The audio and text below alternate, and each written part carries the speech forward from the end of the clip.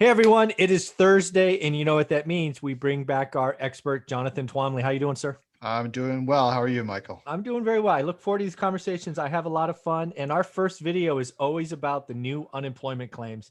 Did you see the numbers this morning? What's your take? I did indeed. And I mean, look, I sound like a freaking broken record because it's the same every week. The numbers, now we're at a slightly lower, we were plateauing in the 800s for a while. Mhm. Now we're plateauing in the mid 700s. This is not a rapid recovery, right? This is a slow grind. And this is exactly what you and I said it was going to be like, and it's turned out to be that way. We have 750,000 new claims. Mhm. We still have more than 10 million continuing claims. Uh, there's no, rapid increase in, you know, new job creation. Yeah. And the, because we're, like I said, we've been saying before, we've eaten all the low hanging fruit. Yep. And now you got to climb up the tree to get the stuff at the top, and this is just harder.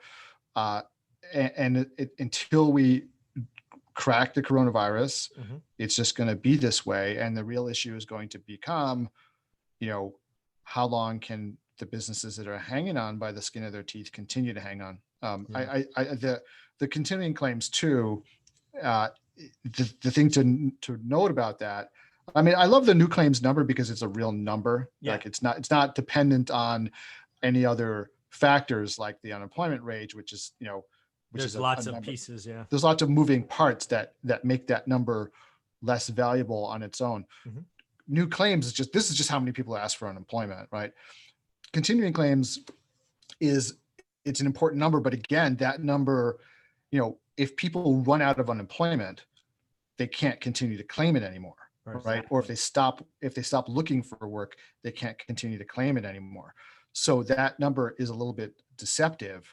So I think the trend of new claims is a better indicator of where we are, just like the trend of new jobs, Mhm. like the actual jobs, as opposed to the unemployment numbers. The unemployment numbers give you some context, but the job numbers tell you this is where we are, especially when you do a plot line or a sort of a cumulative line, right? So of how many jobs there are in the economy, or more importantly, as a real estate investor in your MSA, right? That's what you want to be looking at. How many, this month versus last month, this month versus 2 months ago, this time versus last year at the same time.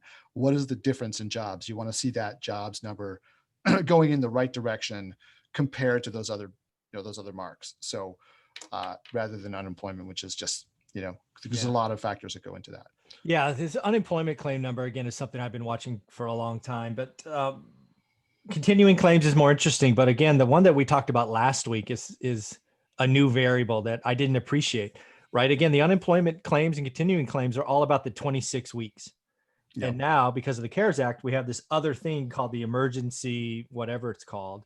But that is, and I didn't appreciate this until last week, and that is another number, right? Right. That rolls off and goes somewhere else. So that number, again, we'll talk about it this week, went up 277,000 people. So again, those rolled off continuing claims. Right. Right. And now that number sits just below 4 million. Yeah. And the thing like that number, I know some of that money goes to freelancers. Yeah. Freelancers are another important piece of this, because people who do freelance work or people who run their own businesses can't collect unemployment. If you're a business owner and your business goes belly up, you can't collect unemployment. You're not considered unemployed, right? So that doesn't count, right? If you're a freelancer and you have no work to do, that doesn't count. You're not counted as unemployed because you were not counted as employed before, right? A business owner is not counted as employed unless maybe if you are also drawing maybe there are some technicalities around that. But generally speaking, if you're like a solo practitioner, sole proprietor kind of business owner, you're not an employee, you're not employed. So your business goes belly up, you don't count.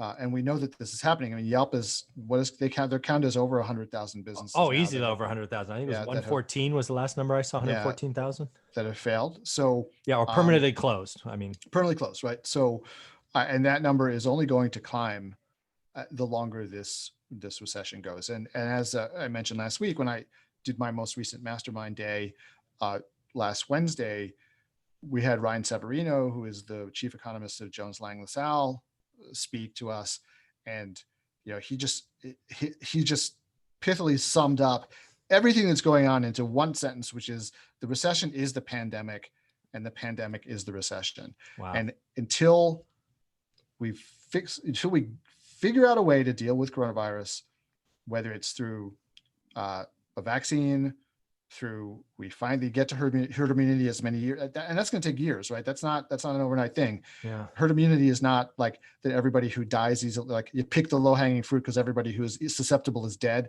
That's not how it works. That's not how it works, right?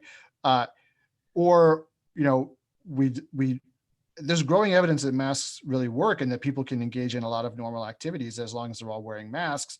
But we have this problem where people just don't want to wear them.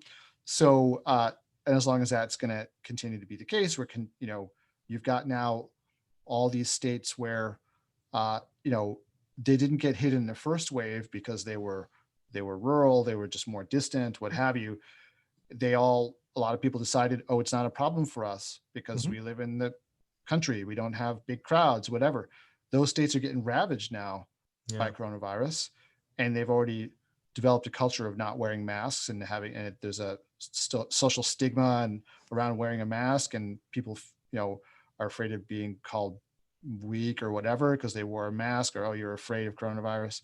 When you've got that kind of situation, it's very hard to get this under control.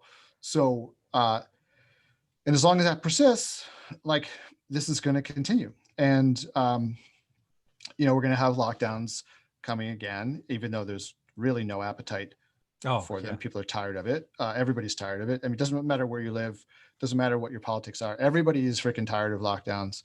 But we're going to wind up with more of them because if the hospitals start getting overwhelmed again, there's really no other way to deal with it. Yeah, there's a couple other thoughts I want to hit on employment before we call this video. First is I was wrong in October. Right. In October, I was talking about, hey, I saw an uptick on the new unemployment claims. Right.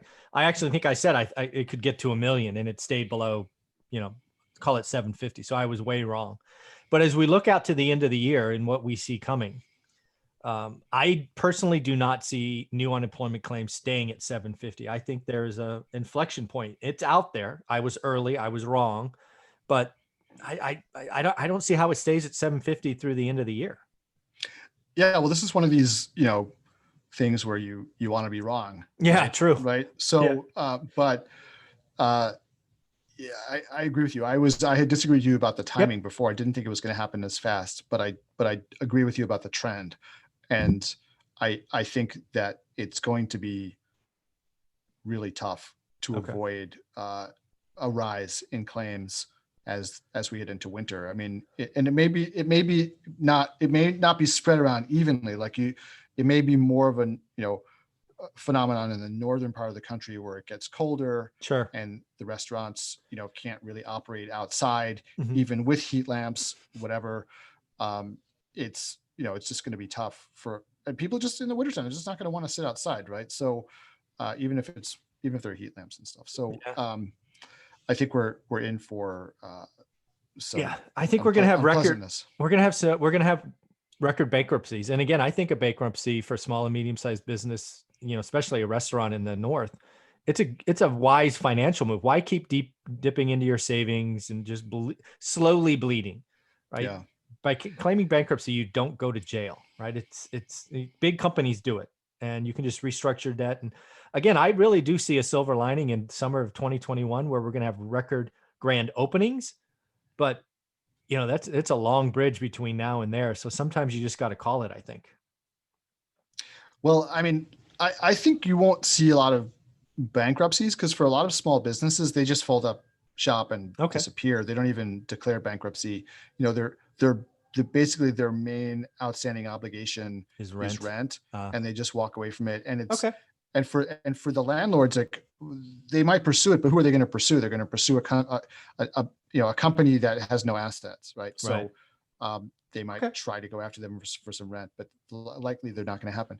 What you're going to see though is you're going to have this ripple effect when that happens, right? You're going to have,